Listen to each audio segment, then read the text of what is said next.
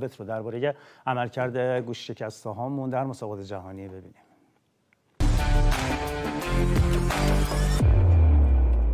این اتفاق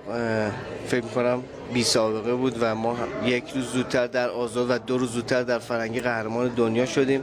تیممون بهترین نتیجه رو گرفته و امیدوارم که تکرار بشه و این میانگین سنی که شما فرمودین کاملا نکته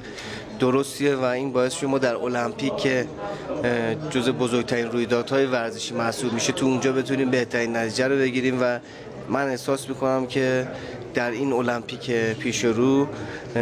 کاروان کشتی ما در رشته آزاد و فرنگی تعداد مدالاشون از تاریخ المپیک‌های دیگه بیشتر خواهد. واقعا امسال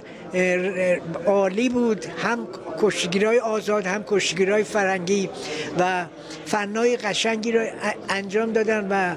در هر صورت دل مردم ایران رو شاد کردن و جای تشکر و قدردانی داریم از کسایی که واقعا زحمت کشیدن تا این تیم به موفقیت نائل بشه. همه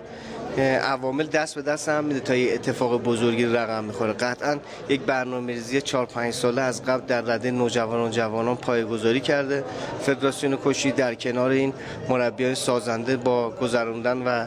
اثرگذاری اندیشکده فدراسیون کشتی در بحث برنامه‌ریزی و طراحی و تدوین مسائل فنی و تولید محتوا و سرفصل‌های مشخص برای آموزش در کنار نوجوانان و جوانان، این عزیزان باعث شد که این مراحل طی کنند. در کنار اون به هر حال وجود جناب آقای دکتر علیزاده دبیر در رأس فدراسیون کشتی و بحث زیرساخت‌های مهمی رو که از روز اول اومدن پایه‌گذاری کردن